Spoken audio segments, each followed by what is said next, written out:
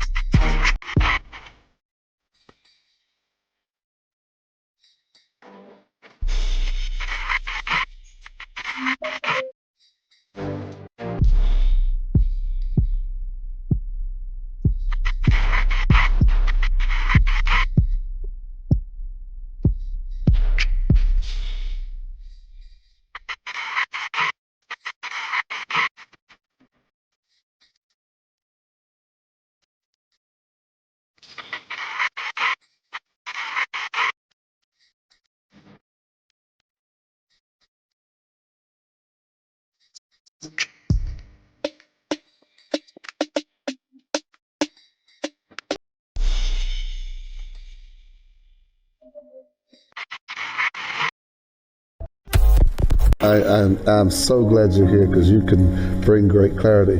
Can you tell us a little bit about the Sephardic Jews and how they were scattered because they went west? I sure can. Because the reason why I want to is because a lot of them, and a lot of people don't know this, are in the Caribbean. They are. In the islands. And you're one of them. I know that. I'm one of them. I know that. Because, you know, a lot of folk don't know that those roots are there. One of the first batches of slaves that came to Jamaica, they were the Sephardic Jews. It's documented. And they're all over the Caribbean, South America, Central America, and even the South Central United States. Wow. And DNA testing is a factor in all this now. The white man is enacting a story all over the world. We left our homes and flooded the world. We smothered culture. We smothered knowledge. We erased history and rewrote it our way. Myself, my grandfather is 100% Ashkenazi Jewish. Claiming to be Jewish, Ashkenazi Jewish is just a conspiracy. White men claiming to be of tribes of Israel when I'm Germanic. You know, I have no ties to Israel, no ties to Judaism. You know, except loosely written history that's been whitewashed over for centuries. And, you know, from the Renaissance. Oh yeah, right. You wipe everything clean. It's funny how exactly the Renaissance. It's this rebirth, but it's white rebirth. I think at the same exact time the Renaissance is happening, Columbus is sailing to America and committing genocide.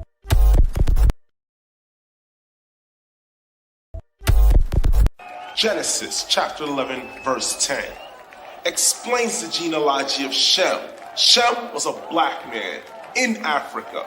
If you repeat this fact, they can't laugh at you. If you repeat this fact, they can't laugh at you. If you repeat this fact, they can't laugh at you. These people are racist in such a way that the KKK looks like amateurs in comparison to these guys. They get away with it because they're of a different color, and you can be racist if you're that color. But these people are just... This is the worst example of using and abusing religion as a cover for racism that you'll ever see. And you know what? I can look back at each one of my racial groups. Man, the Scots were treated like garbage. They were enslaved. I'm not going to demand reparations. I don't think it has something to do with me today. Why does anyone think that? I don't understand it. It seems absolutely, abjectly absurd to me. To go, hey, well, you know, this happened 150 years ago, so I can live this way, or you owe me that. This is the oldest picture that I have of any of my ancestors. This was taken in 1889 in Broken Bow, Nebraska. I don't know about you, but I don't see much back behind that house there. That is my great-great-grandfather. And obviously my great-great-grandmother. And hence my great-grandfather, I believe, is in her arms. I think that's what my dad said. Now, they didn't have much protection from the sun, and as you can see, they're just working the land as best they can. How do you like those trees? not exactly what I call a shade tree, huh? If you're an ant, maybe. But there's my family. Now, I really doubt that they're all that lily white out there in that sun. They probably got pretty tan. In fact, I've got some pictures of me. And for like a week in July in Phoenix, every day we went out and we played like 3 hours of tennis from like noon to 3. And they were outdoor courts. So I was darker in those areas where I was exposed to the sun. I was darker that summer than many people that call themselves African Americans today. And these people are racist in such a way that the KKK looks like amateurs in comparison to these guys. They get away with it because they're of a different color, and you can be racist if you're that color. But these people are just... This is the worst example of using and abusing religion as a cover for racism that you'll ever see. So I say to urban apologetics, shame on you. I'm primarily Scottish, British, and German. That's an interesting mixture. Could cause all sorts of internal conflicts if I lived in light of what happened to my ancestors, but I don't. Want to say peace and blessings to everyone. If you can hear me, type 1 inside the chat. If you can't, type 2. But I want to say peace and blessings to everyone. Want to apologize for missing the live last night. I know I was supposed to go live last night and got so caught up into some other things that I'm working on and completely lost track of time. And so this is why we're doing it tonight, an unscheduled tonight. So we got a lot to cover. And I was kind of on the fence of what to teach tonight, whether or not if I should stick with the St. Patrick's Day and showing you that it was all about genocide and also connecting to the Lupericalia, or whether or not to deal with not Ash Wednesday, but Lent. Well, not Lent. I already dealt with Lent. Palm Sunday. So I was on the fence of trying to debate which one to deal with, but I'll go ahead and deal with what we have scheduled for tonight, really which was for last night. So we're going to deal with not Valentine's Day, but St. Patrick's Day. I'm all over the place. I keep thinking of different days. They all tie in together, though. They all interconnect. But we're going to go ahead and deal with St. Patrick's Day. And you hear James White. He's a professor. He's a theologian. He's specializes in biblical translations. You name it. He, when it comes to that, he's very sharp. When it comes to that, that's his area. He teach in the universities in terms of what, and also he debates. He does a lot of debating. And there inside that video clips that I shared, is him rambling about the Hebrew Israelites, referring to us as being worse than KKKs. You know, just a number of crazy things that we have heard coming from people that's supposed to be teaching the Messiah. Go figure, right? They're supposed to be teaching the Messiah, but all you hear is hate.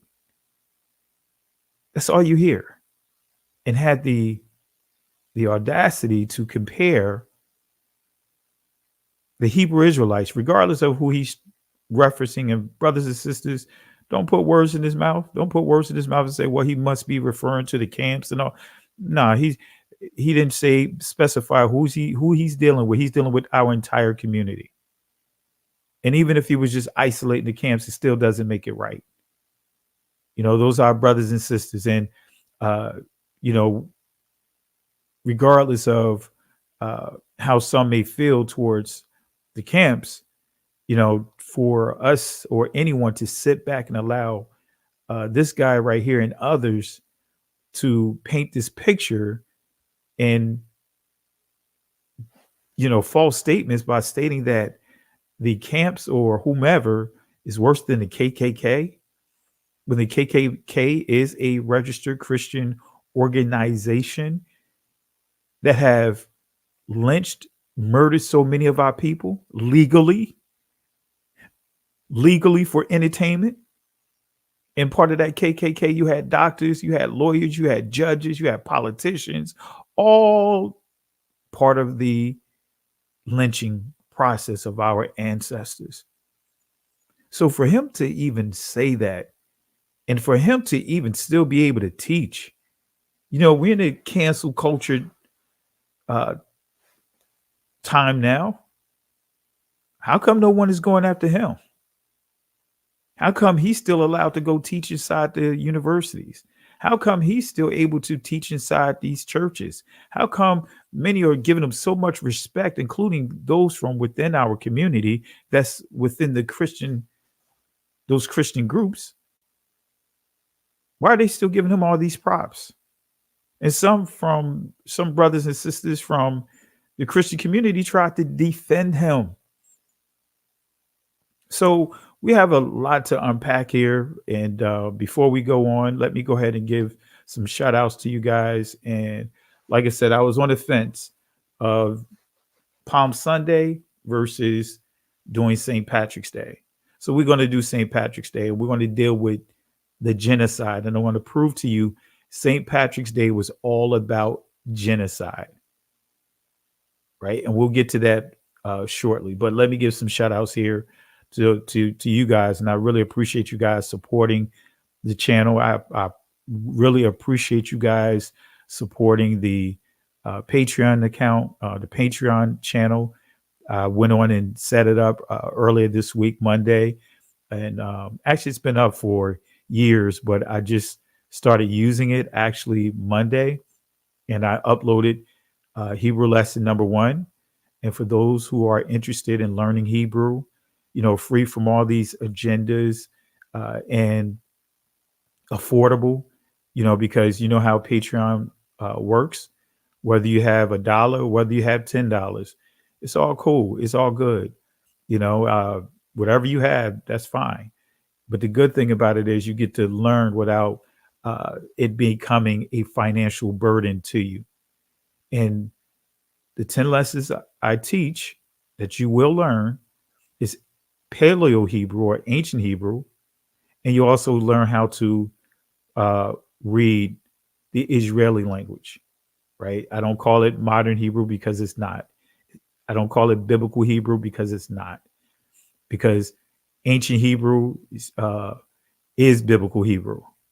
Paleo Hebrew is biblical Hebrew, but it's not through the phonology. It doesn't have the same phonetics that we see with this Israeli language and what many have deemed to be biblical Hebrew, which what you hear today is not biblical Hebrew. And I can prove that. So, but nevertheless, if you're not part of the Patreon group, feel free to subscribe there.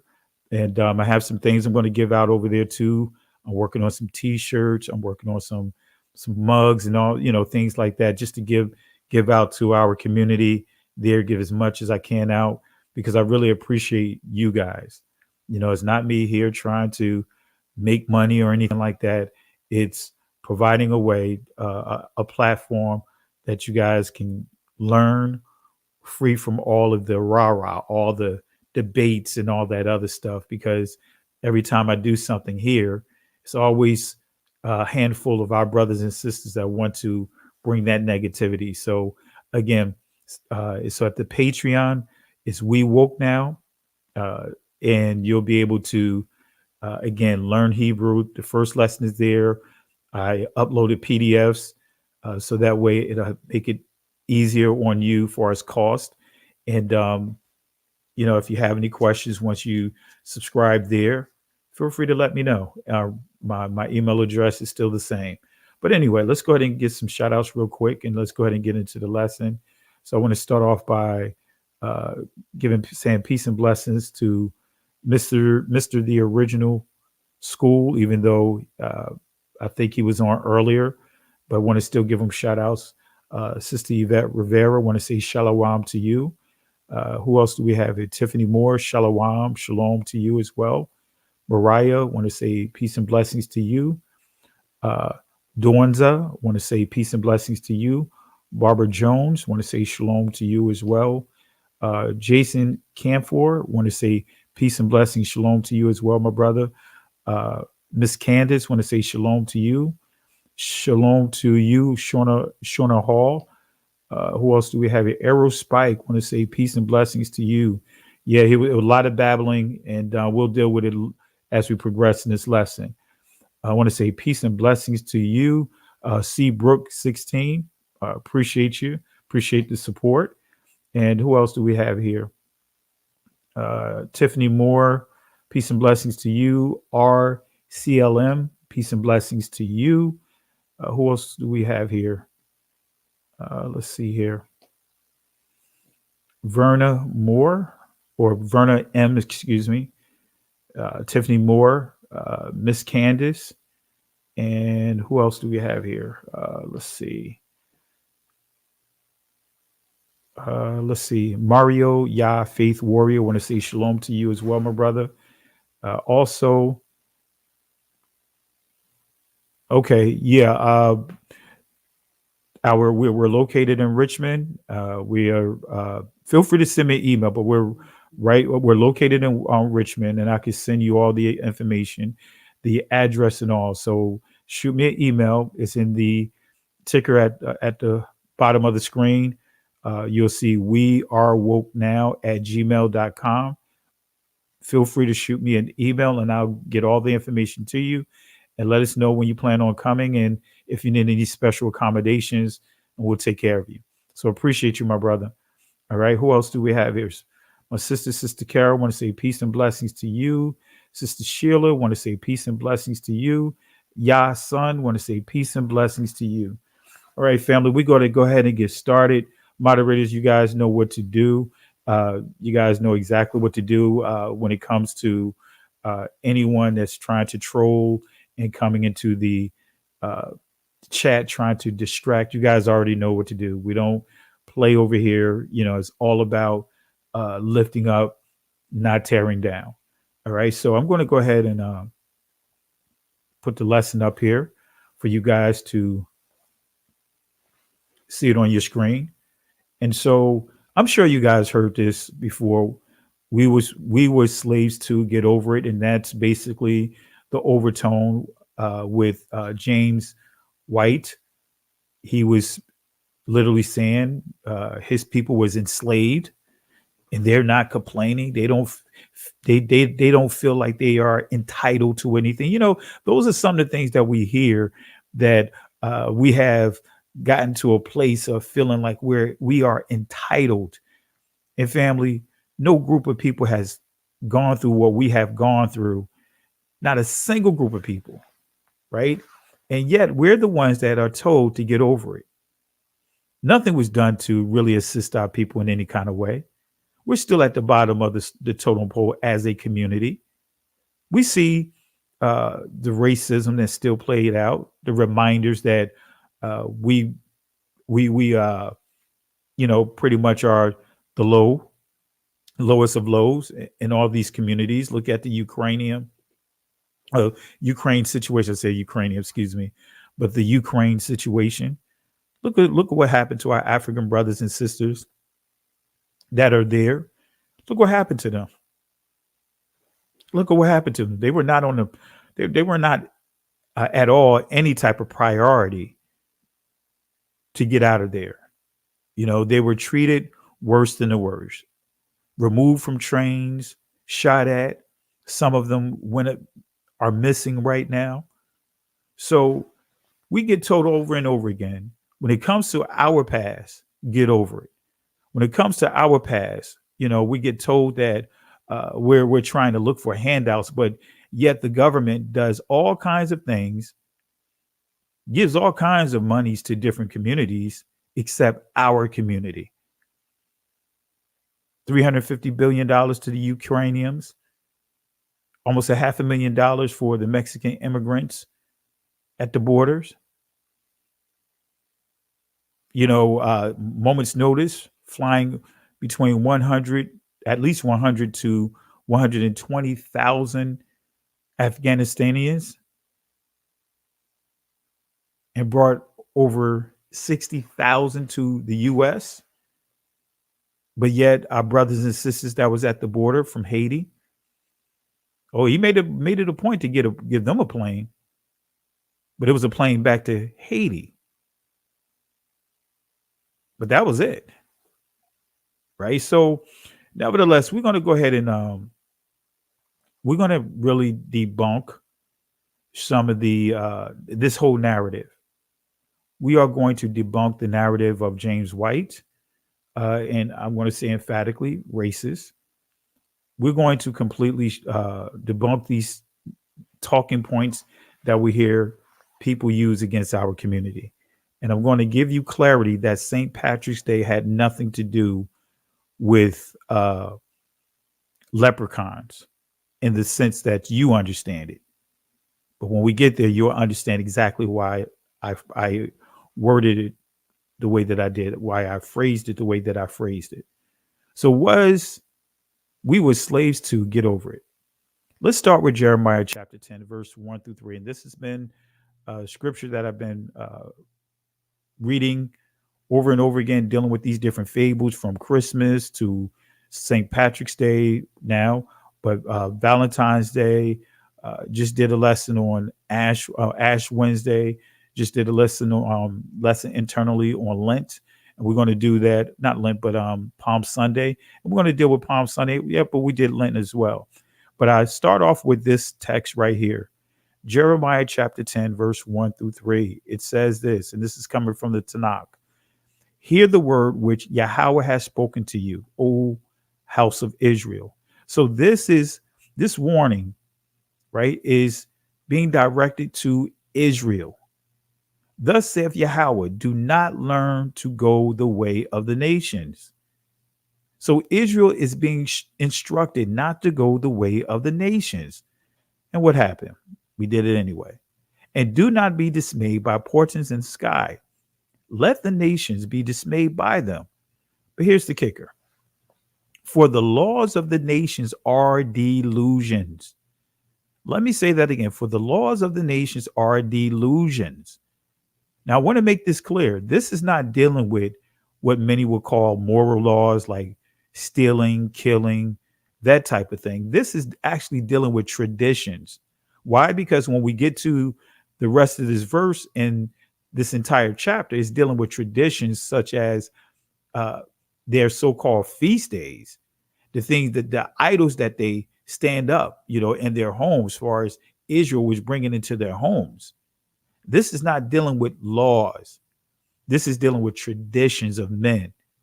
So for the laws of the nations are a delusion. So anyone that are doing these things, participating in these things, right? The scripture is telling us that they are delusional. For it is the work of a craftsman's hand. He cuts down a tree in the forest with an axe. So this is dealing with traditions, these same traditions that you see in the church, these same traditions that you see for Christmas, which is connected to the Saturnalia, which is connected to the solstice, the winter solstice, which is connected to the Chaldeans, which is connected to the Babylonians, the Romans, the Egyptians. I could go right down the list and completely pick every aspect of Christmas apart. But that's what this is dealing with, though. It's dealing with those type of activities. Easter is included in it because what does a chocolate bunny laying eggs have to do with the holy text? What does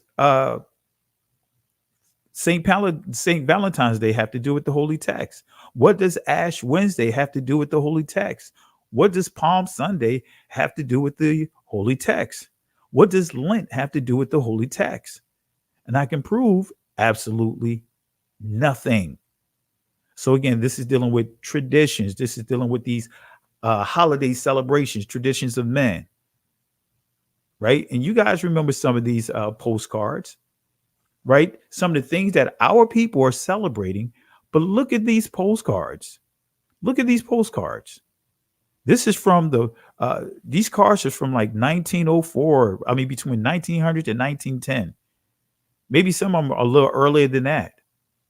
But look at how they depict us. And I'm getting ready to drop Road to Savannah. I know it's been taking a little longer to get it done, but I'm getting ready to drop it. And I got some bombshells I'm going to share it in this regards. But look at this. But yet our brothers and sisters trying to, make it a point to try to buy things for their loved ones to express their love for them. But look at how the very people that have been oppressing our people, look at the cards that they were given to their loved ones back at that time. Look at this. Baby Yo show does play havoc with my heart. Look at this, pushing the stereotype of calling us barbarians, calling us cannibals, because that's why you see these two white kids or babies or whatever inside a pot with flame under it in boiling water. And this is why you have, supposed to be a depiction of one of our people, have her with a spoon and a sauce shaker in her hand. Two heads are better than one. P.S. Let's get together, Valentine. Then you see another card here. We're going to touch on this, and I'm touching on this inside the Road to Savannah. Be my Valentine.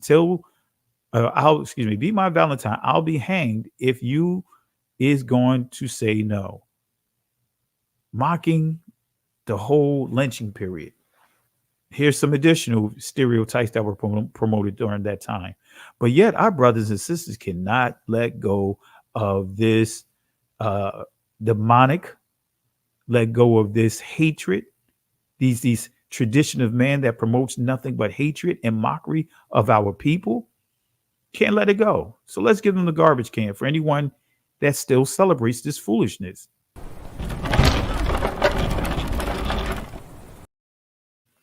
Let's give them a 3-piece and their order to go.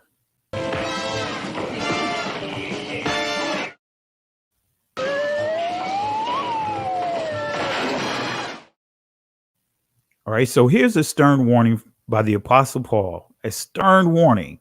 So family, if you have to deal with family members that are trying to put you down about honoring the feast days, go to this verse right here. Go to this verse right here, because they love to quote Apostle Paul. Like the sister, what's her name? Benita, right? Sister Benita, right? Benita Butt Real. Remember what she just loved her some. She just loved her some Miss Johnson, right? Some of our brothers and sisters, they just love these holidays. Can't nobody say nothing wrong about these holidays. But you pull this right here. They just love some Apostle Paul. I love Apostle Paul too, but not using his words, twisting them to justify narratives that's not there. But when you read Timothy, right? Timothy is addressing that. Pull this scripture on them. Pull out that word fable. the Greek word fable, so that way you can give them an understanding about what it means and show them that these holidays that they are celebrating is nothing but inventions, nothing but myths, nothing but fiction. All right, so let's go to 2 Timothy chapter 4, verse 1 through 5. It says this: I charge thee therefore before Yahweh and Adonai Yahweh Shayak, or should I'm a Shayak either way. So I got to clean this up here. I've been meaning to correct this slide, take thee out, but it should read Adonai Yahweh Shai Ha Mashayak. In other words, Jesus the Christ. Got to remember to update this slide here. I keep forgetting. But nevertheless, it goes on to say, who shall judge the quick and the dead at his appearance and his kingdom. Preach the word, be instant in season, out of season, reprove, rebuke, exhort with all long suffering and doctrine. For the time will come when they will not endure sound doctrine. He's dealing with the assembly, the people that know better. After a while, they're just going to say, forget it. We want to do whatever we want to do. That's what Paul is saying here. But after their own lusts shall they heap to themselves teachers having itching ears, right? So heaping to themselves teachers. In other words, whatever type of teaching they want, whatever things that they don't want to let go, there's a teacher out here for that. You know, I did a message like almost 10 years ago titled The Supermarket Church. And in that message, I pretty much shared with the people, shared at that time, showing them the different churches that are out there. There's a church for everything. If you don't, whatever you don't want to let go, there's a church for it. Church for drinking, guess what? There's a church for it. A church for all kinds of lust, there's churches for that. If you just want to go to church once a month, there's a church for it. There's a New Testament only church. Actually, there's an atheist church. They have worship, but they don't want to have anything to do with the Most High. You know, all kinds of, there's a church for everything. Just like there's a YouTube channel for anything that's a person don't want to let go. So that's what this is saying. Heaping to themselves teachers having itching ears, and they shall turn away their ears from the truth and shall be turned unto fables. All right. It goes on to say, verse 5, but watch thou in all things, endure afflictions, do the work of an evangelist, make full proof of thy ministry. So let's go back here. And this is what we're going to highlight right here. Verse 4, and they shall turn away their ears from the truth and shall be turned into fables. All right. So let's continue on. They shall be turned into fables. The Greek definition and the Greek word of fables is mythos, right? And it means a tale, fiction, in other words, a myth, and invention. So Christmas isn't an invention, right? Because it wasn't until almost the 4th century, you know, before there was any kind of celebration for the Messiah's born on date of birth. There was no accurate date of birth of the Messiah at that time prior to the 4th century. It's the Roman Catholics that created it. And they used the Saturnalia, and which deals with the winter solstice, to come up with the December timeline. That's a tale, a fiction. In other words, myth and invention, a falsehood, mythos. So a fable, mythos, is an invention. It's an invented story, a falsehood. So let's deal with the origins of the fable St. Patrick's Day. Let's deal with this real quick. So even as Paul wrote these warnings, some false teachings had already seeped into the assembly. All right. So this is Exodus 21, verse 16. Right. And I want y'all to make sure y'all make a note of this text here. Make a note of this text right here.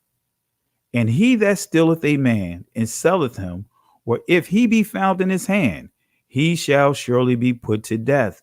This passage right here completely shuts down chattel slavery. This is not dealing with just an individual. It's dealing with the entire community. You're not supposed to kidnap anyone. You're not supposed to steal. You're not supposed to do this thing and force them into bondage. Right? So the Hebrew word is ganab, which means to steal away. All right? So he that stealeth a man and selleth him, or if he be found in his hand, he shall be surely put to death. So Hebrew definition of steal, just what I pointed out, it says to thieve, to deceive, steal away, get by stealth. Right? Now I want y'all to pay attention to some of these images. This is Laura Nelson and her son, LD. They both were raped and hung. Right? Her son here, 13 years old.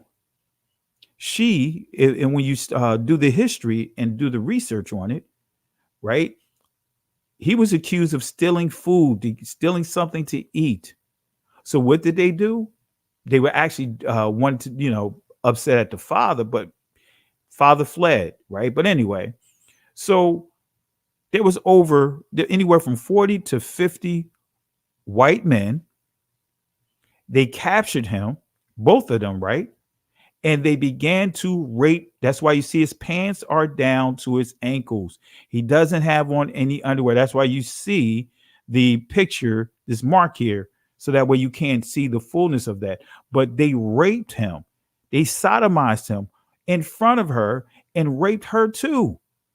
And then hung both of them. The full picture, this is a bridge. And on that bridge, you see at least from 30 to 40 white men at the top of that bridge, and it has women included within there as well. Over food, raped and sodomized. That's what they were doing with many of the men. They were raping them. They were sodomizing them. They were eating them. They were performing all kinds of satanic rituals. Right? But this is the mother, and this is her son. He was 13 years old. 13 years old, family. Let me show you another picture. You see it right here. $200 for a dozen of nigger ears. You see it right here. This is a real image right here. I have a ton of images, a ton of images. But you see bounty, $200 a dozen for nigger ears. In other words, a dozen of nigger ears. Our ancestors' ears, to use them as souvenirs, to use them other parts of our bodies to eat. And I encourage you guys to look up Sam Holt. And if you understand what happened to Nat Turner, they ate part of his body and used the remains for grease. Look it up. Do the history. They were eating a lot of our ancestors. They made leather shoes out of our ancestors, leather belts out of our ancestors. They were using our hair for pillows, to stuff pillows with. George Washington had our ancestors' teeth inside his mouth. All right. Notice this, because many think that lynchings just occurred down south. Man, you had lynchings in New Jersey, lynchings in DC, lynchings in New York, lynchings in Chicago. This is a city right here. Look at the fire escape. And you guys that's from up north, you know how those fire escapes look. This is not down south right here. So you had lynchings in the city up north. So I also want to highlight this article here, or not an article, but this source, Slavery and the Catholic Church. You guys know I go to this all the time because unfortunately it's hard to get through the thick skulls of our brothers and sisters that the transatlantic what many would call a slave trade was actually a world war. A world war. It was not a slave trade, family. It was a world war because they declared and they carried out the rules of war on our ancestors. A world war is where you have multiple countries coming together as allies to fight against whatever. And guess what? There was a ton of countries that came together as allies to fight against who? To apply the contemporary rules of war to our ancestors. We are the children of prisoners of wars. We are the remnant. We are the surviving portion. Sha'ar. You guys know I already dealt with this, but I'm going to keep saying this. I'm going to keep echoing this. So notice this here. Don't want to get too want to take too much time on this book here, but still I want to highlight the same thing over and over again. Papal grants to the kings of Portugal, giving authority to enslave Saracens. In other words, these were people that were practicing Islam. They were Turks. They were Arabs. So this is making it clear that it says they were at war. It says, and other non-Christian of West Africa, with whom, and this again, let me read it from the beginning. Papal grants, the Pope. When you see papal, this is dealing with the Pope. Grants to the kings of Portugal. Now notice the authority that he has. The kings of Portugal gave them permission, giving authority to enslave Saracens and other non-Christians of West Africa, with whom Christendom is at war. Christendom is at what? War. And this gives the dates right here, 1452 to 1512. So in 1442, a Portuguese captain brought into the Gold Coast some Moorish prisoners of war and exchanged them for 10 Negro slaves and brought these back to Lisbon. A trading settlement was established at Lagos by 1444. It would appear that by 1452, Portuguese were what? Anxious to establish their property rights over their newly discovered West African territories. And so Pope Nicholas V, Santa Claus, right, St. Nicholas, was approached and was apparently led to believe that these territories of the Guinea coast were inhabited by Saracens. So what they're saying is he was lied to, made to believe that West Africa was primarily inhabited by Saracens, whom they were at war with, and other enemies of Christendom, right? When you see Christendom, this is dealing with Christianity. This is dealing with Catholicism. And it goes on to say, there is no other explanation of a series of papal documents which applied the well-known contemporary rules of war. Let me say that again. Well-known contemporary rules of war to the situation where? In West Africa. Whereas the Portuguese were well aware that the local inhabitants were not Saracens. In other words, were not practicing Islam. They were not Arabs. They were not Turks, and were not Muslims, and were not enemies of Christendom, which means they were practicing Torah. That's why they said that, not enemies of Christendom. So family, this is a war. And we keep dumbing it down to saying that it was a slave trade. So again, this is why it pricks me when I hear our brothers and sisters teaching prophecy, saying that that we're on the cusp of going into World War III. Family, by the definition of what World War is, we already had World War III. Right? If we want to go with the First World War, it was our ancestors. It was the Transatlantic World War. But anyway, I'm going to keep saying it over and over again till it kicks in. So let's go into the objectives for this lesson. We're going to deal with what is St. Patrick's Day. We're going to define what St. Patrick's Day is. Was Irish slaves during the Transatlantic World War? We're going to debunk this as well. The true origins of St. Patrick's Day is what we're going to deal with. So this is a Facebook post, right, that was posted like 8 years ago, and it went viral. And this is where you get all the talking points from. This is where you get the talking points of Irish were slaves too.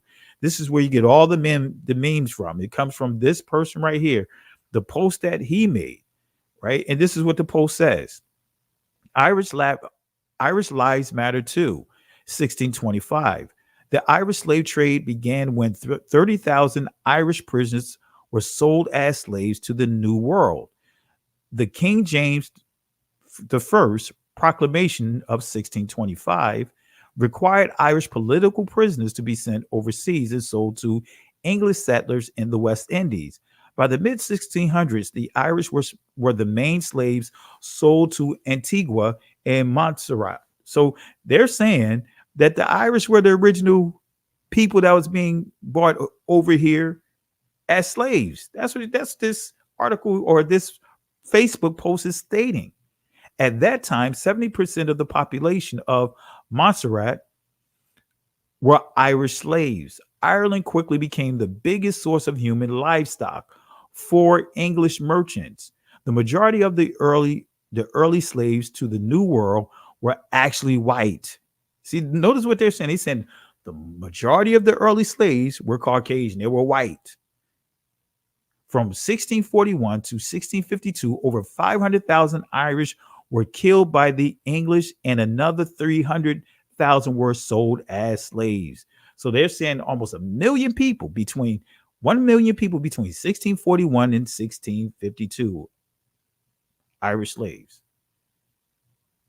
So let's go to the New York Times. Some of you guys probably remember this. New York Times debunking a myth the Irish were not slaves too. New York Times, this is what it says. It has shown up on Irish trivia Facebook pages, the page that we dealt with, that was the source of it, in Scientific American magazines, and on white nationalist message boards. The little known story of the Irish slaves who built America, who are sometimes said to have outnumbered and been treated worse than slaves from Africa, but it's not true. So let's go back to this clip real quick that I played in the intro. Let me let you hear what this professor, this theologian by the name of James White, let you hear some of the things that he said again. Let me play it again. These people are racists in such a way that the KKK looks like amateurs in comparison to these guys. They get away with it because they're of a different color, and you can be racist if you're that color. But these people are just, this is the worst example of using and abusing religion as a cover for racism that you'll ever see. So I say to urban apologetics, shame on you. I'm primarily Scottish, British, and German. That's an interesting mixture. Could cause all sorts of internal conflicts if I lived in light of what happened to my ancestors, but I don't. So you see what we're dealing with right here? This is that tone, that false narrative was created by the Facebook post that I shared here. Let me go back to it so that way you can see. Let me go back here real quick. This is where it comes from. I'm not going to read it again, but this is where it comes from. Facebook post by Daniel Wizard, right? All right, so let's get back here. So again, it says, let's backtrack a little bit. It has shown up on Irish trivia Facebook pages, in Scientific American magazines, and on white nationalist message boards. The little known story of the Irish slaves who built America, who are sometimes said to have outnumbered and been treated worse than slaves from Africa. But notice what it says, but it's not true. Historians say the idea of Irish slaves is based on a misreading of history, and that the distortion is often politically motivated. Far-right memes have taken offline and are used as racist barbs against African Americans. The Irish were slaves too, the meme often says. We got over it, so why can't you? Excuse me. So this began, this whole narrative began during the Obama administration, because you got to see the true colors come out publicly once he was elected as president. But this is where that narrative, this whole nonsense began. A small group of Irish and American scholars has spent years pushing back on the false history. In 2016, 82 Irish scholars and writers signed an open letter denouncing the Irish slave myth and asking publications to stop mentioning it. Some complied. Notice what it says. Some complied. In other words, so it's telling you that most didn't. Removing or revising articles that referenced the false claims, but the letter's impact was limited. The legal difference between indentured servitude and chattel slavery were profound. According to Matthew Riley, an archaeologist, who studies Barbados, unlike slaves, servants were considered legally human. Let me say that again. Unlike slaves, servants were considered legally human. Doesn't that sound familiar? Our ancestors were not considered legally human. Some still don't view us as being legally human.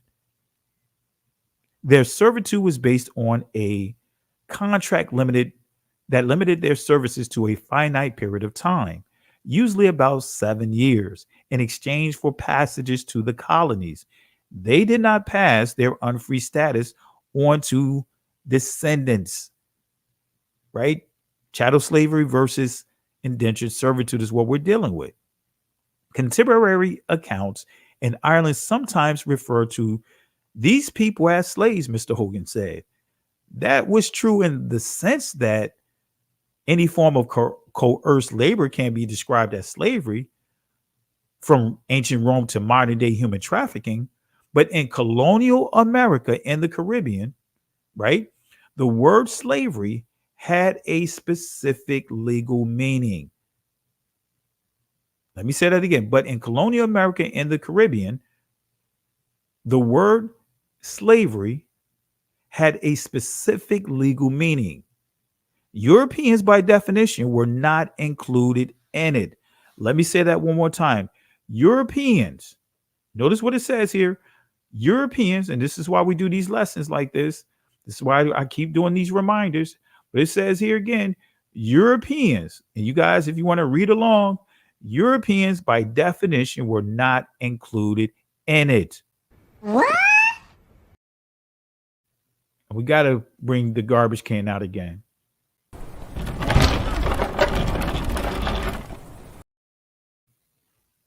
An indentured implies two people have entered into a contract with each other, but slavery is not a contract, said Leslie Harris, a professor of African American history at Northwestern University. It is often about being a prisoner of war. Wait a minute. Do y'all grab hold of this?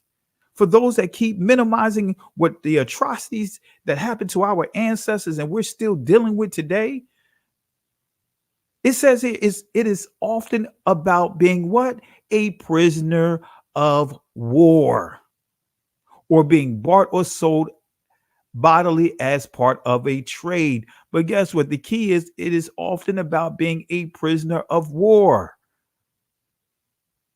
Remember, they applied their contemporary rules of war on our ancestors. That is a critical distinction. So you guys have seen some of these pictures. If you've seen some of these pictures, type 1 inside the comment section. If not, type 2. But these are some of the pictures that many of these guys would post with these memes that they would create, trying to give the narrative or give the impression that, you know, the Irish were slaves too, that their community were slaves like us. They had it just as bad, if not worse. All right. See, my brother Mario says he's seen it. He heard of it. As far as seen the photos, the images. Alpha Infamy said he hasn't. Let's see here. C. Brooks says she hasn't. Wild Wanning said that he has. Ali Power, let's see, has heard of it or seen the images. Sister Carol has seen the images. All right. So some of you guys have heard of it, and some of you guys may not have heard of it. But yeah, if you Google these memes, you'll see that these memes, you'll see these pictures, these images there. So let's go ahead and use an article to just completely debunk that image. Just coming from the Snopes, right? Or Snopes. Does this photograph show Irish slaves in the United States? Notice what it says, and this is the photo right here, right? And this is Derek, I guess, whatever Facebook post here, Gradingo. I'm not going to butcher his name. But nevertheless, this is what they will sit around. and post images like this stating that, trying to state that Irish were enslaved as well in America, like we were, had to go through what we went through. But this is what this article say, right? Semi-official bilateral structure was set up in the spring of 1922 to channel Italian workers into the Belgian labor market. The Brussels Labor Exchange Office signed an agreement with the Italian, in other words, Office of Employment, to send masons and other skilled construction workers to Brussels. In the beginning of 1923, the Labor Office of Brussels erroneously obtained a number of unqualified Italian or Italian, however you want to pronounce it. My New Jersey accent kicks in sometimes. We say Italian, right? Workers through this arrangement. The Labor Office contacted the mine companies. Now we're dealing with mine companies of Colorado, right? And it says, who were very eager to receive these Italians. This spontaneously established pattern of recruitment was endorsed by the Italian authorities. While the exact date and circumstances of the photograph remain in dispute, the picture is not about Irish slaves in the United States. From a factual standpoint, that form of slavery did not exist in America. And because from a contextual standpoint, the photograph does not appear to have been taken in the United States. So just shut that down. Here's another image right here. This is another image that was circulated, right? And this is coming from pre.org, right? Let's see what it says here. It says, Irish Americans were slaves once too, or so a historically inaccurate and dangerous misleading internet meme would have you believe. The meme comes in many varieties, but the basic formula is this. Old photos, as we just showed, they show old photos, old paintings, and engravings from all over the world are combined with the text suggesting they are historic images of forgotten Irish slaves. The myth underlying the meme holds that Irish, not Africans, were the first American slaves. It rests on the idea that 17th century American indentured servitude was essentially an extension of the transatlantic slave trade, which we know as the World War. Popular among racists, let me say that again, popular among racists, white supremacists, neo-Nazis, white nationalists, and neo-Confederate. So guess what? Just according to this article describes James White as being a racist, white supremacist, neo-Nazi, white nationalist, neo-Confederate, part of one of these groups here, because this is what he said. Let me play it one more time so that way you guys can really allow those words to sink in. Here it goes. Where is it? Here it is. These people are racists in such a way that the KKK looks like amateurs in comparison to these guys. They get away with it because they're of a different color, and you can be racist if you're that color. But these people are just, this is the worst example of using and abusing religion as a cover for racism that you'll ever see. So I say to urban apologetics, shame on you. I'm primarily Scottish, British, and German. That's an interesting mixture. Could cause all sorts of internal conflicts if I lived in light of what happened to my ancestors, but I don't. You see where we're going at with this, family? See, according to this article, James White will be considered part of one of these groups among racists, white supremacists, neo-Nazis, white nationalists, and neo-Confederate groups. He'll be considered part of one of these groups because of what he said as the clips that I played. So the Irish slave trope is often accompanied by statements to the effect of our ancestors, as what he was just pointing out, suffered and we got over it. Why can't you? According to Liam Hogan, who is a librarian and scholar who tracked the myth. References to these Irish slaves are used to derail conversations about racism and equality. Doesn't that sound familiar? Especially in this awakening, how when we come more and more as we are waking up to who we are, you always have groups want to throw other examples of something that other groups may have gone through that's nowhere in comparison to what we've gone through, to do what? To basically hijack the narrative. You know, you had Black Lives Matter being hijacked by what? White Lives Matter. You know, you had everything that we do to try to highlight the conditions of our people.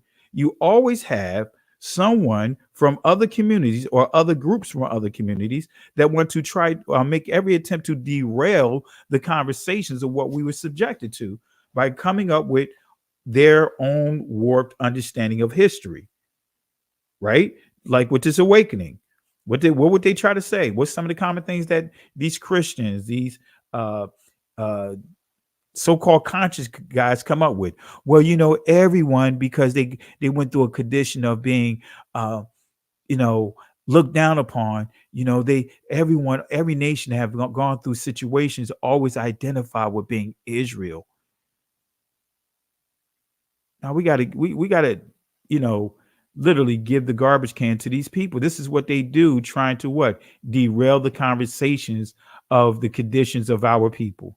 They want to generalize it and tell us in a nutshell, get over it.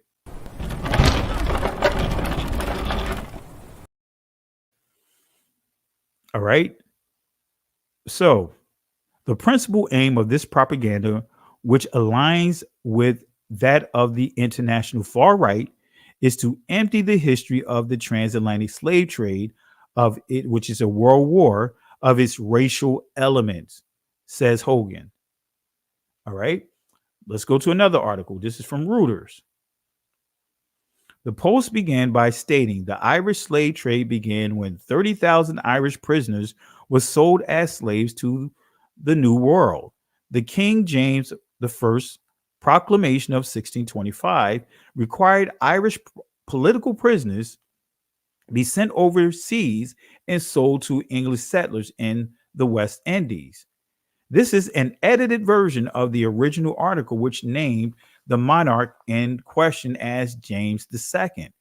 The claim has been debunked. Let me say it again. The claim has been debunked by Hogan, who said there was no evidence for the existence of a such proclamation and pointed out that James II was not born until 1633.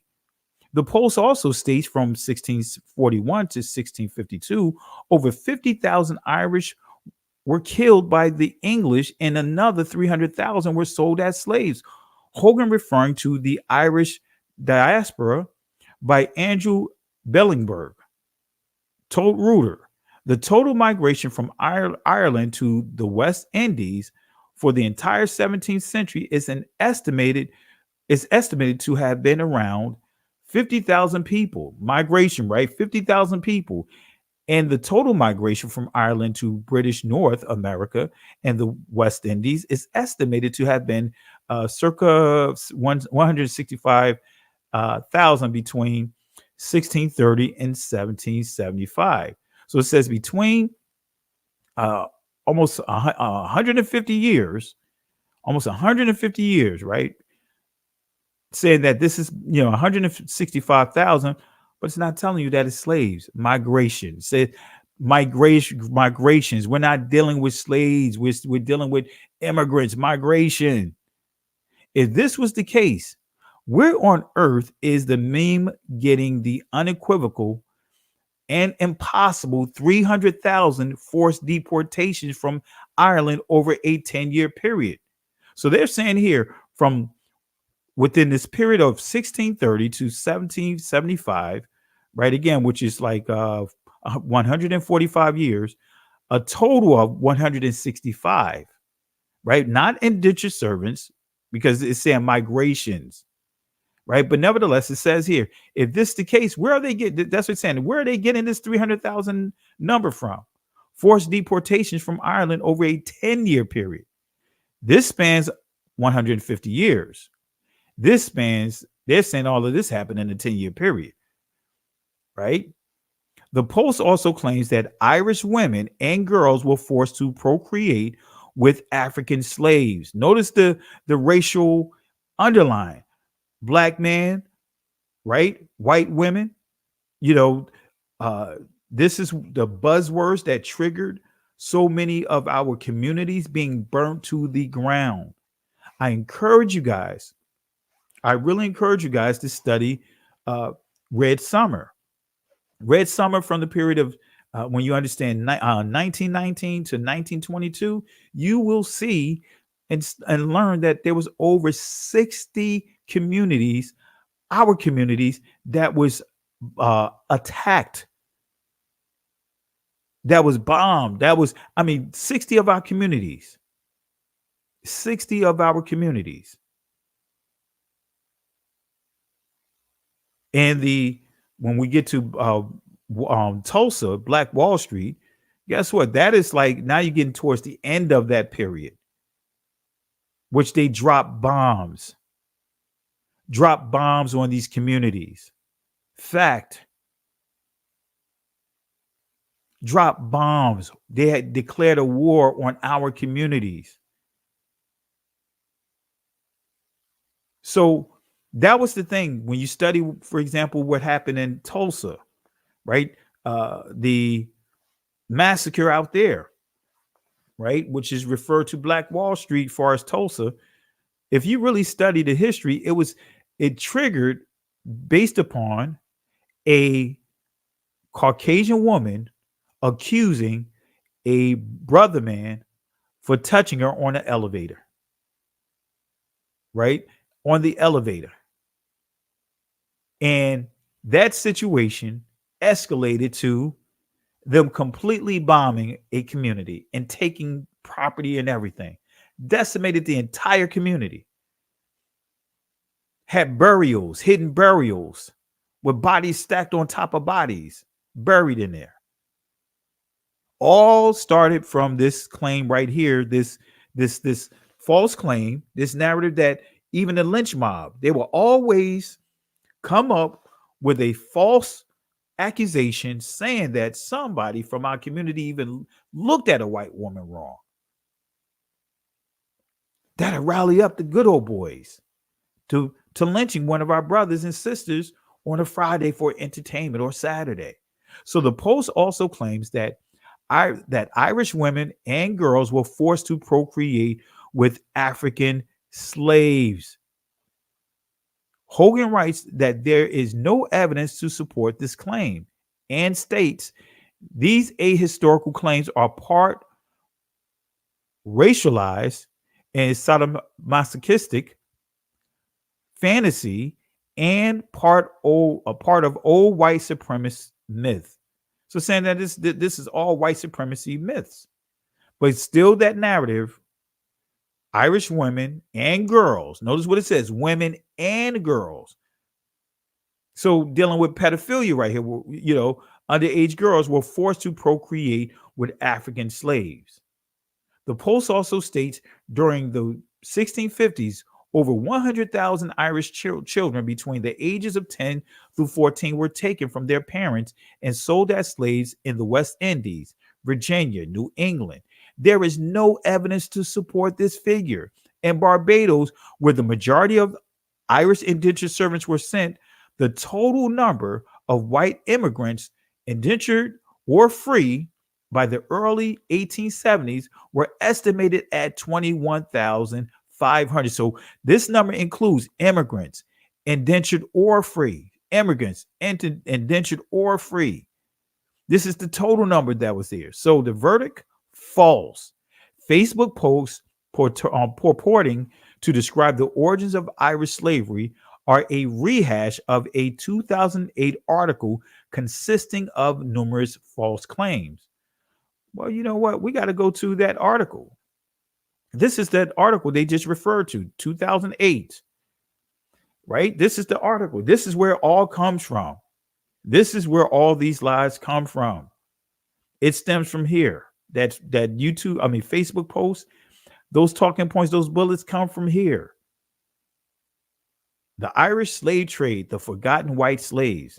But are we talking about African slavery? King James. See, these are the lies right here. This is the article based upon all the lies. I don't even want to read it. Just how foolish it is. It is foolish. So what role did the Irish have during the Transatlantic World War? What role did they have? What roles did they play? Let's talk about it. What roles did they play? We're going to answer this question. Now I'm going to give you an article here. This is from a source.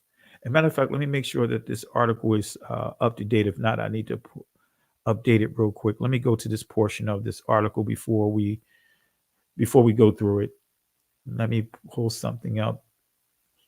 Let me see here.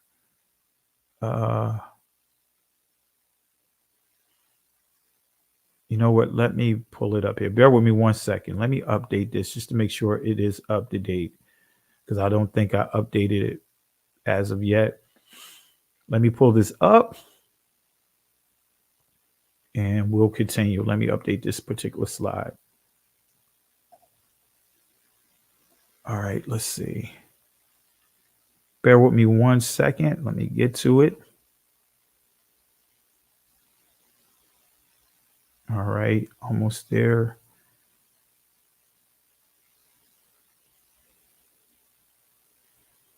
All right. Almost there.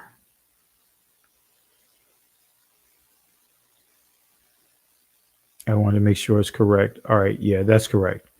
All right, that's the updated one. Okay. All right. I just wanted to make sure it's correct, family. But yeah. So nevertheless, this is what it says. Let me read it to you. All right, let me pull it back up. Here we go. This is coming from let me go back here. African and African American Studies, descriptive article, early modern history, economic history, political history, world history, right? But notice what it says here, and we're dealing with the Barbados slave codes, all right? And this is what it says. I'm just going to read a little bullet from it, but it's a great source to read. It gives clarity, full clarity. But it says, this was not an easy task, but these Englishmen did have a number of Irish prisoners serving various sentences. Now we're dealing with indentured servitude. They decided on a way for these Irish prisoners to work off their sentences on Barbados sugar plantation. They sent thousands of indentured Irish prisoners to Barbados. We're not talking about tens of thousands. It says thousands of what? Or of who? Irish prisoners, troublemakers. They were sent there to work off their sentences. Can't get away from it. That's thousands, not hundreds of thousands, thousands. Remember, at the most, 21,500 total indentured and free Irish went to this area. Immigrants went to this area. So we're dealing with thousands, not tens of thousands, not hundreds of thousands, but thousands that were actually Irish prisoners of war, prisoners, troublemakers, serving various sentences. They were allowed to work off their sentences as indentured servants. All right, as you see in this source here. All right. So going back to 1 Timothy, right? Chapter 1, verse 4. Remember this, right? Actually, I didn't highlight this earlier. This is another verse, right? But I want you guys to pay attention. Neither give heed to fables and endless genealogies, which ministers questions rather than godly edifying, which is in faith. So do. So it's saying here, don't give heed to fables, right? Neither give heed to fables, and endless genealogies. Now, Paul is not dealing with our identity. That's a whole nother discussion. See, a lot of these fables deal with what? Genealogies. But these fables, mythos, inventions, like we're dealing with right now with St. Patrick's Day, what we dealt with this past Bible study, we dealt with Ash Wednesday, Palm Sunday. Prior to that, we dealt with Ash Wednesday. We have dealt with Valentine's Day. We have dealt with all of these fables that are connected to endless and fake genealogies. This has nothing to deal with or have anything to do with being Israel or not. That's not what this text is referring to. Anyway, we already dealt with this word, but bringing it up again. Mythos, a tale, fiction, in other words, myth, and even invention, a falsehood. So now let's deal with some facts, myths, and traditions about St. Patrick. Let's really debunk this celebration. And we get told over and over, right? We get told over and over. How many of you guys have heard this? Well, you know what? Identity doesn't matter. It's all about serving the Lord. It's all about Jesus Christ. Y'all making it more about identity. Y'all don't need to be making it about identity. Y'all should just be focusing on Jesus Christ. How many of you guys have heard that? Identity is not everything. But yet you see an Irish celebration, St. Patrick's Day. You see it's being celebrated in their churches, their cathedrals. You don't hear anyone saying identity doesn't matter. Hey, stop this St. Patrick's celebration. Identity doesn't matter. It's just all about Christ. You don't hear them getting the same treatment that we get. They're celebrating this. This is part of their their Irish culture, the celebrations. But when we talk about who we are, when we talk about culture, that doesn't matter. Christ gave us a culture. And our culture is just love in everybody. Anyway, let's see if they say anything about when St. Patrick's Day come up. If we want to see these same people shouting out that it doesn't matter. But nevertheless, this is what it says. Since snakes, right? Now we're going to really debunk some of the myths of St. Patrick's Day, right? This is some of the myths, right? About the snakes, right? Because many will say, when you deal with St. Patrick supposedly got rid of the snakes in Ireland. And we're going to give clarity to those snakes.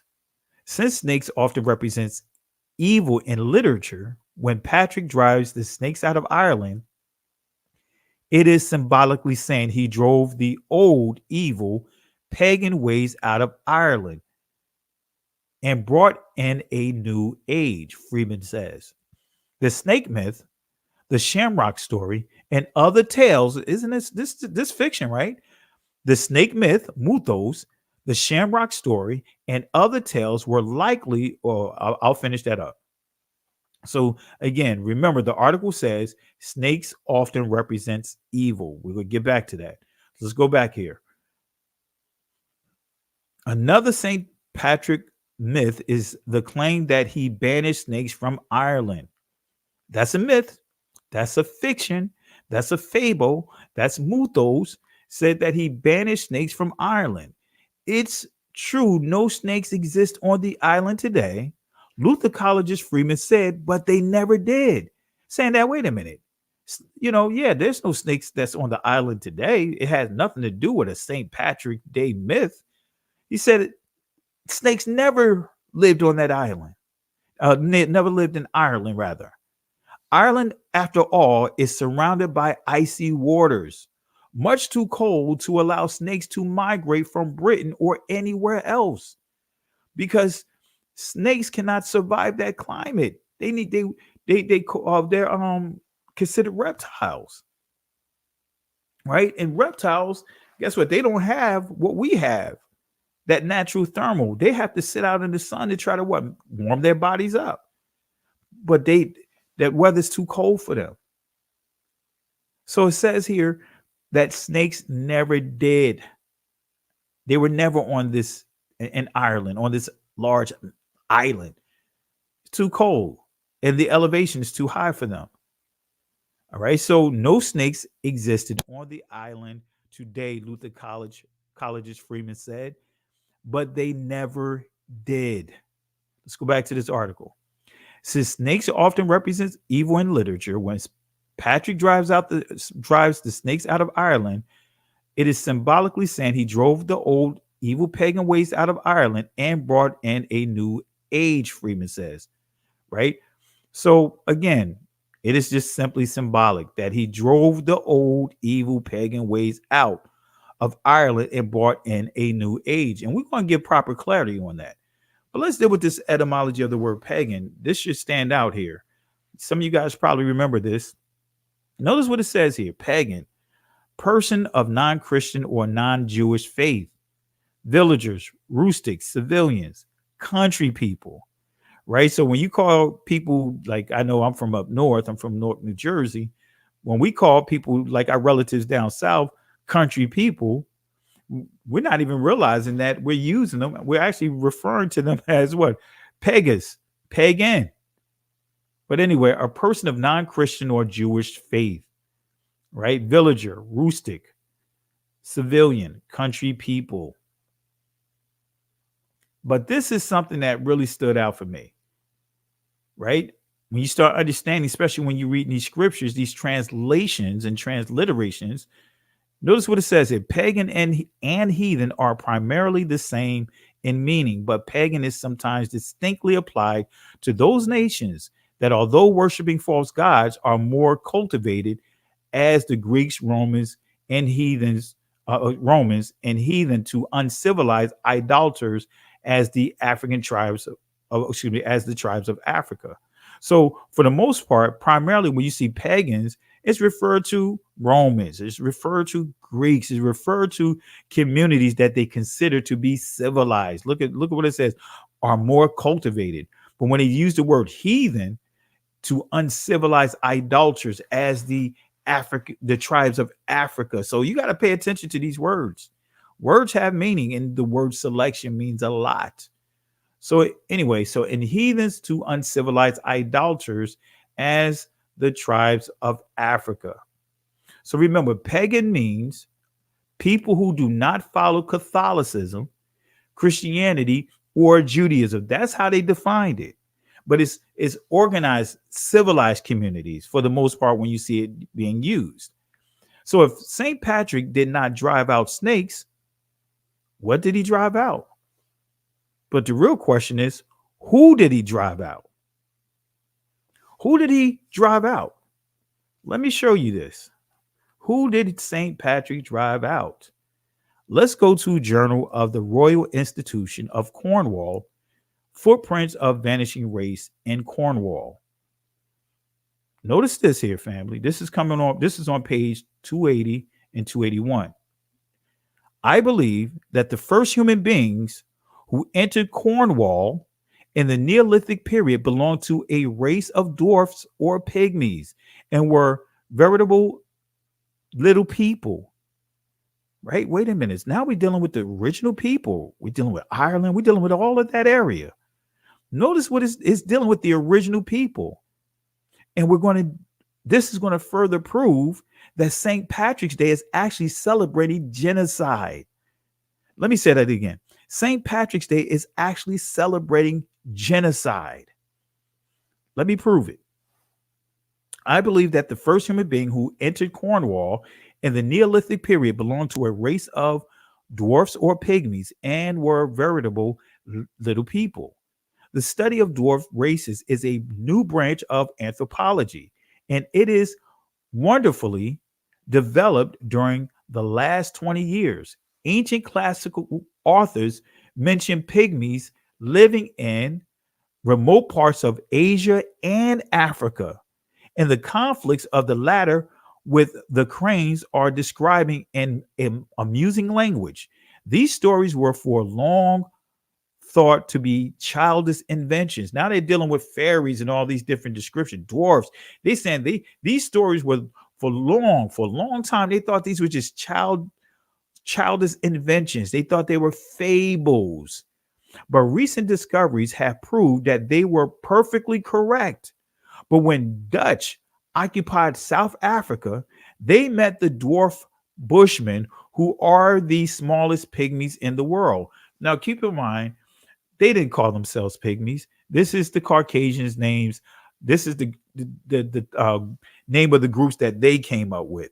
But nevertheless, smallest pygmies in the world.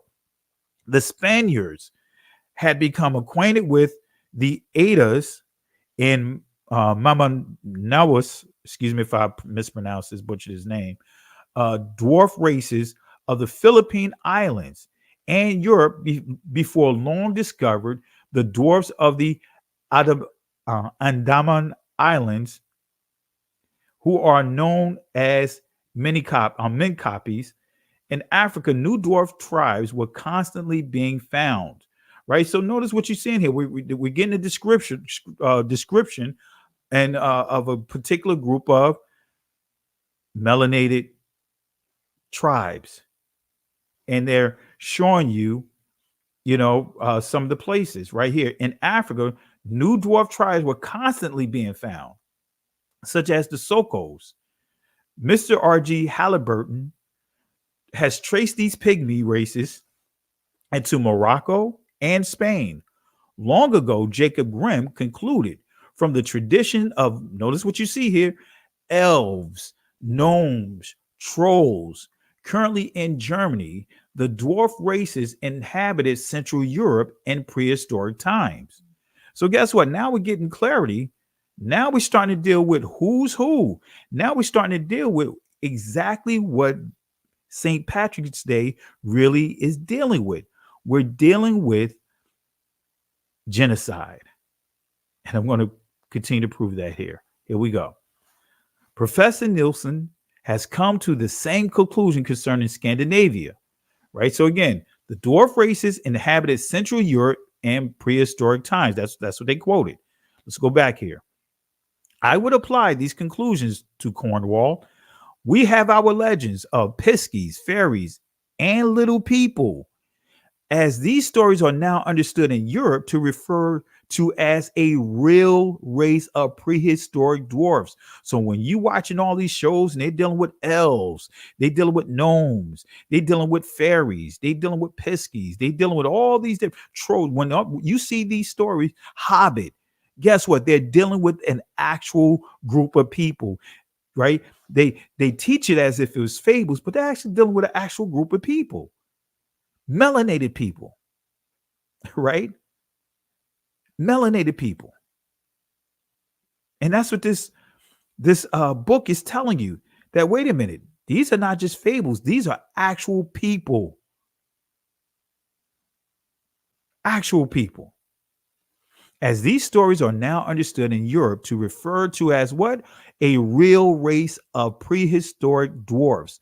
So I believe we may understand them with reference to Cornwall. I believe that our piskies and fairies were genuine Cornish dwarfs belonging to a real race of diminutive human beings. As to the fairies, they had a similar origin. So he's saying all these fairy tales actually come from a actual group of people. They were not the dethroned. They were not the dethroned gods of the heathen Celts. So it's saying no, these people that they're referring to, no, they were not related to they were not dethroned gods of the Celts. This is where you get Stonehenge, right? Because that's where the Celts were worshipped. That was their place of worship. That is the original church. It says, nor were there spirits of unbaptized children or of druids who had rejected Christianity. Now you're seeing how these are dealing with fables, because it says they were not, as far as these group of people, they were not the dethroned gods of the heathen Celts, nor were they the spirits of unbaptized children. They were not Druids who had rejected Christianity. So it's saying that none of these people, right? These are not fables. They're telling the truth. These are not inventions right here. But notice what it says is, but they were originally dwarfs and pygmies, similar to the Piskies. So it's saying, wait a minute, these are not fables. These are not inventions. They come from an actual group of people.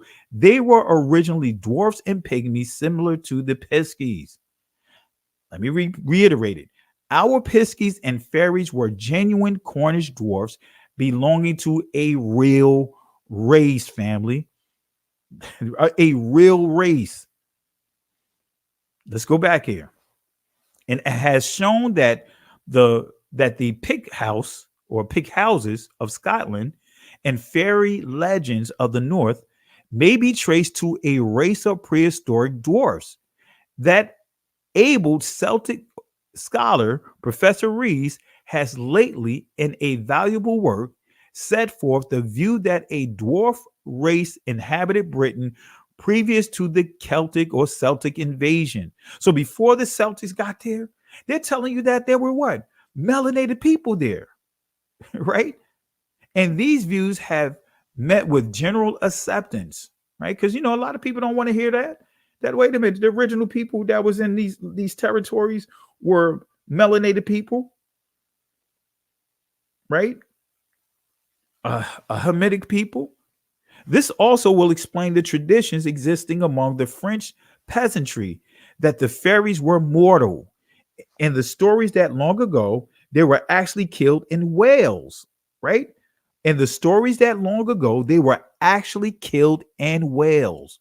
Cornwall then was, in the early days of the Neolithic Age, inhabited by a race of pygmies like the Bushmen of South Africa, and whom for convenience I shall call the Pisky dwarfs. The diminutive flint arrowheads found all over Western Europe furnish another proof of the existence of these pygmies. These little arrows, arrowheads, occur in France, some only half an inch long, being figured by MD Mordellet. They have been found in a kitchen midden at Hastings. They abound in Ireland. So the original people, that these snakes that St. Patrick, which is just the face of St. Patrick's Day, because he didn't exist. But guess what? It's the celebration is telling you how the Catholic Church committed genocide on the original melanated people that lived in Ireland. And you see these parades, all the symbols that come out of it stems from them celebrating the genocide of a melanated group of people. It says here, they abound in Ireland, right? So again, Cornwall then was, in the early days of the Neolithic Age, inhabited by a race of pygmies like the Bushmen of South Africa. Guess what? Let's go to leprechaun. Let's go to this word leprechaun. Let's break down this word leprechaun, family. Let's break down this word leprechaun. It's going to be interesting, right? Let's see what leprechaun means. And let's see if leprechaun confirms exactly what I've just shared with you. Let's see what it says. Leprechaun. Notice what leprechaun means. It says from Irish Lupericalia, and we're going to deal with this because it's a key word in here that you guys may catch. But it says here, a very small body, little, small. So where you see the leprechaun, they are actually dealing with the very people that they have decimated. They committed genocide to. So every time you see leprechaun, the Lucky Charms, remember that cereal Lucky Charms? Magically delicious, pink hearts, yellow moons, green clovers. Guess what? That is actually mocking the genocide of a particular group of people. Leprechaun means a very small body, little, small. And what did we just say about the pygmies? What did we just talk about the Bushmen? What did we just talk about the Piskies? All were what? Little people. So leprechaun actually means little people. Y'all better grab hold of this, family. The history, the mockery is right there in our face. As you see here, body. But notice right here. However, Celtic linguist scholarship has recently found a different explanation and connected the word to Latin Lupercalia. So we see that it means little people, but it's also connected to the word Lupericalia. All right, let's see what Lupericalia is. Let's see what the Roman Lupericalia is, right? So the Roman Lupericalia was held in honor of who? Luper. Let's see who Luper is. Let's see who Luper is. Notice what it says here. Oh, you know what? I didn't put the whole thing in here. Let me get it real quick. Let me update this real quick. All right. Let me pull it up real quick. I got to update these presentations. And let me see here. Bear with me 1 second. That's not the whole. Let me see. Actually, let me pull it up here. Should be in this lesson right here. Bear with me 1 second, family. Let me update this slide right here. Let me get all the information. I forgot to double check because there's more to it here. All right, let me see it. Let me pull it up here.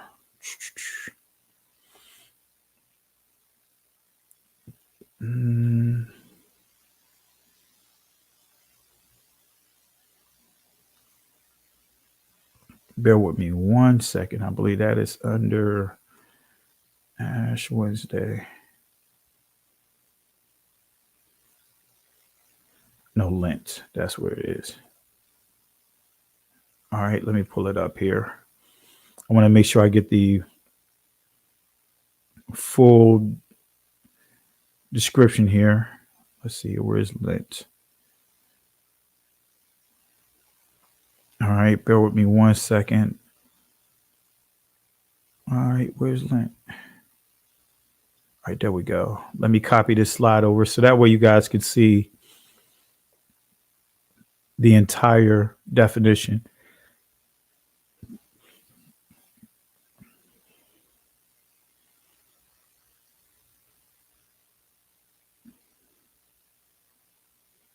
All right, here we go. And I'm going to copy that over. Let me do it right now. So that way you guys can see the actual presentation. Bear with me 1 second. We're almost done with this too. So let's get to here. All right.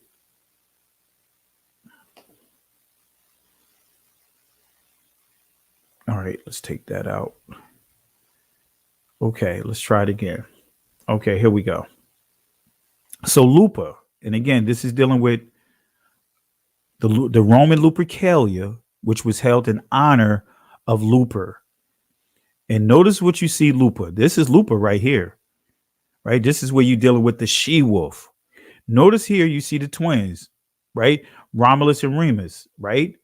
Notice this. Look at the imagery here. So Lupa, sacred she-wolf of Roman legend, nurse of the foundling twins, Romulus and Remus.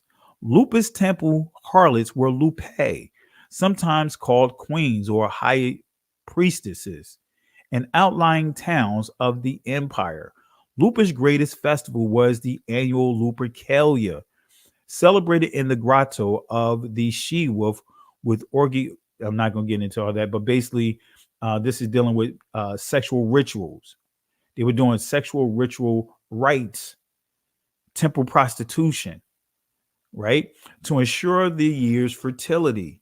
After participating in the ceremony of naked use, traveled throughout Palatine towns to purify them. Notice what it says here. Had naked use, traveling throughout the Palatine towns to purify them. Perhaps this is why, after Luper's festival was adopted by the Christian church. Wait a minute. Luper's festival was adopted by the Christian church. So we see St. Patrick's Day is connected to Luper. But guess what? Ash Wednesday is connected to Luper. Valentine is connected to Luper. But again, Ash Wednesday, which means that Palm Sunday is connected to Lupa. It's connected to the Lupericalia. And I'm going to prove that when we deal with Palm Sunday.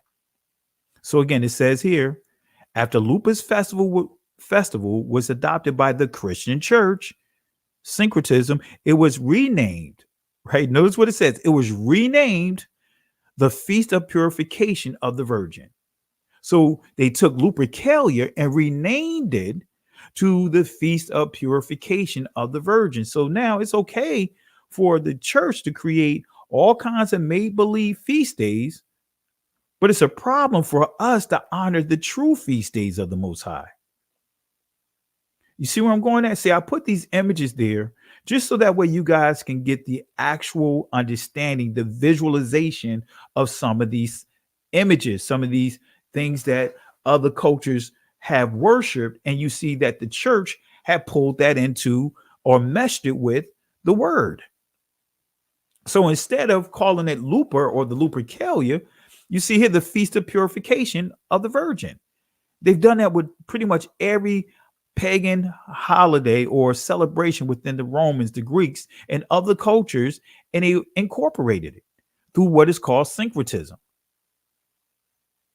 All right. We're almost done here, family. I know I'm giving you a lot of information. I know some of you guys probably disgusted by it, which you should be. But let's further cement this last point about the original people, right, in Ireland, St. Patrick's Day being the celebration of genocide. This is coming from a book called Celtic Myth and Legend, right? Page 20. Here we go. In physique, it was short, swarthy, dark-haired, dark-eyed, and long-skulled. Its language belonged to the class called Hamitic or Comitic. Notice the description. Short, swarthy. Swarthy is dark. That's what it means. Not olive, not white. No, it means dark. Dark hair, dark-eyed, long-skulled. Its language belonged to the class called Hamitic or Comitic. The surviving types of which are found among the Gallas, Abyssinians, Berbers, and other North African tribes. And it seems to have come originally from some part either of Eastern, Northern, or Central Africa. Spreading thence, it was probably the first people to inhabit the valley of the Nile, and it sent offshoots to Syria and Asia Minor. So guess what? The people that St. Patrick's actually drove out of Ireland is what they would call today the Twas, right? These are the people that they drove out. These are the people that they drove out. And guess what, family? We're at the end of this presentation. And I hope and pray that this blesses you. I hope and pray that this gave you proper clarity. I mean, there's so many layers to this. And I hope you guys really understand, just how serious this thing is. They did not leave anything uncovered, right? They did not leave anything uncovered. So when you understand St. Patrick's Day, guess what? That's what it's all about. It's actually doing what? Celebrating the genocide of the actual original people that was in that territory. And as that last source that I just shared with you, I'll bring it back up. I want y'all to pay attention here. Let's go back here. All right. And this is dealing with the original people in Ireland. And this book is Celtic Myth and Legend, Celtic and Irish. So it's describing the original people in Ireland. And physique, it was short, swarthy, dark-haired, dark-eyed, and long-skulled. Its language belonged to the class called Hamitic or Comitic. The surviving types of which are found among the Gallas, Abyssinians, Berbers, and North African tribes, and it seems to have come originally from some part either of Eastern, Northern, or Central Africa. Spreading thence, it was probably the first people to inhabit the valley of the Nile. And what's interesting, these people, the Twas, if you study the Egyptians, they were a prized people among the Egyptians, right? That's history. That further cements any nonsense that many of these so-called scholars would try to teach, that Egypt was Caucasians. All right. But family, I hope this really blesses you. I know I give a lot of information here, and I encourage you guys, go back over and watch the presentation, and to really soak it all in. If you have any questions, feel free to reach out to me. And again, this is why I put all the sources. I put the links at the bottom, or the books that I'm pulling this information from, so that way you could go back over and vet the information. And I encourage you guys, go back, vet the information, see if I'm telling the truth. See if all what I just shared with you, if I'm telling the truth. As Sister Carol pointed out here, Dark Ages. Remember, when you start understanding what the Dark Ages is, you'll understand why they use the Dark Ages versus the Middle Ages. As I highlighted the Dark Ages, as a matter of fact, let me just pull that definition up real quick, and then we're going to go ahead and wrap it up. Let me pull it up real quick, just so that way you guys can understand. Man, they left no stone unturned. Let me pull up the definition of the Middle Ages real quick. Let me do it real quick here. Bear with me 1 second, and then we're going to wrap it up. All right, let's see here. And I want you guys to pay attention to this. All right, let's see. All right, Middle Ages. Now, I want y'all to pay attention to this. All right. All right, let's see here. Almost have it here. All right. Let me move this out the way so I can pull this up. So every time you say Middle Ages, I want you guys to understand what Middle Ages really is, what it means when you say Middle Ages. All right, here we go. Almost got it up here. I'm just putting it on this slide so that way we can go through it. All right, here we go. So let's see. All right, let me go to it right now. I want you guys to pay attention to this definition of what the Middle Ages is. So whenever you say Middle Ages, this is what you're referring to. All right, here goes. Let's see. All right. Let me make sure that I'm good with the. All right. Let's bring it up real quick. Here we go. All right. Here it is. The Middle Ages. Notice what it says. The period of European history. The whole Middle Ages is all about European history. Let me say that again, because some of you guys may not register with some of you guys. When we say Middle Ages, what we're really dealing with is the period of European history from the fall of the Roman Empire in the West, right? 5th century to the fall of Constantinople, right? Or more narrowly, notice what it says now, or more narrowly. Now, when we narrow it down, from the 10th to the 14th century. That's the Middle Ages, right? But notice what it says here. The earlier part of the period, right, from the 5th to the 11th century, is sometimes distinguished as the Dark Ages. So then now we're dealing with the time that the Moors ruled that territory, that area. But when you say Middle Ages, that is European history. Let me go back here. As you see here, European history. That's the lens of history by way of the Europeans. All right. So again, family, I hope this helps you guys. I hope this really have given you guys proper clarity. And again, I encourage you guys go back and watch the presentation. The next one that we're going to do, we're going to knock out the what's that? The Palm Sunday. I'm going to show you that that's a fable. I'm going to show you the fable behind that.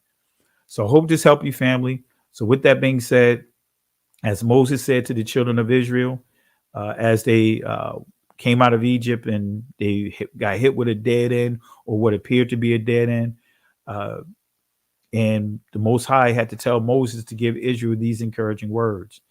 Said, fear ye not, stand still, see the salvation of Yahweh. These Egyptians that you see here today, you never have to deal with these ever again. These strongholds that we're dealing with, family, all the attacks on our community, family, guess what? They're not going to have power over us ever again. The Most High is going to fight for us. But the kicker, family, we have to learn how to hold our peace. We have to learn how to be quiet. The Hebrew word there is karash. And karash does not mean peace. It actually means be quiet. It means stop talking. It means just stand still. Hold your silence, right? Don't mess things up by just speaking. Sometimes we can speak too much and talk ourselves right out of a victory. Talk our way right out of a blessing. Talk our way right out of the promise. Can't go back. Can't stay here. Keep moving forward. Shalom.